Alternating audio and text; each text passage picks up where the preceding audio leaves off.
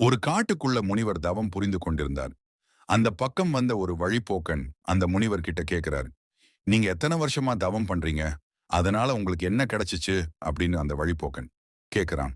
அதுக்கு முனிவர் சொல்றாரு. அதுக்கு மெதுவா சிரிச்சுக்கிட்டே சொல்றாரு. மகனே, நான் ஏன் இத்தனை வருஷமா தவம் பண்றேன்னு கேக்குறேன். என்ன கிடைச்சதுன்னு கேக்குறேன். ஆனா உண்மை என்னன்னா, நான் இழந்ததுதான் அதிகம். வழிப்போக்கன் ஆச்சரியமா பார்த்தான். முனிவர் தொடர்ந்தார். கோபத்தை இழந்தேன். பேராசையை இழந்தேன். பயம், பொறாமை, அவசரம் அத்தனையும் கொஞ்சம் கொஞ்சமா இழந்தேன்.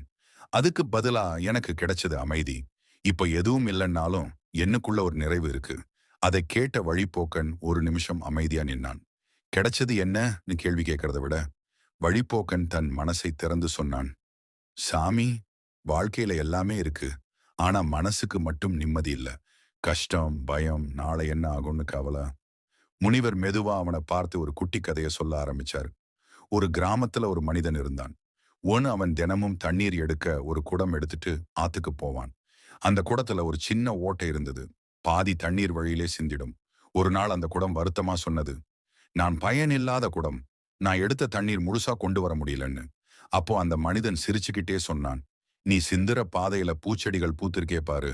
அது எல்லாம் முன்னாலதான். குறையை நினைத்து கவலைப்படக்கூடாது. குறையையும் நிறையாய் பார்க்க வேண்டும். முனிவர் மெதுவா கேட்டார். உன் வாழ்க்கையில இருக்க கஷ்டமெல்லாம் உன்னை பயனில்லாதவனாக்க, அல்லது நீ யாருக்கோ அறியாமலே நல்லது செய்யற பாதை. கஷ்டத்தை சுமையா நினைச்சா அது வலிக்கும். அதையே வாழ்க்கை பாடமா நினைச்சா மனசு லேசா ஆகும். வழிப்போக்கன் கண்கள் ஈரமாச்சு. அவனுக்கு முதல் தடவையா மனசு அமைதியா இருந்தது.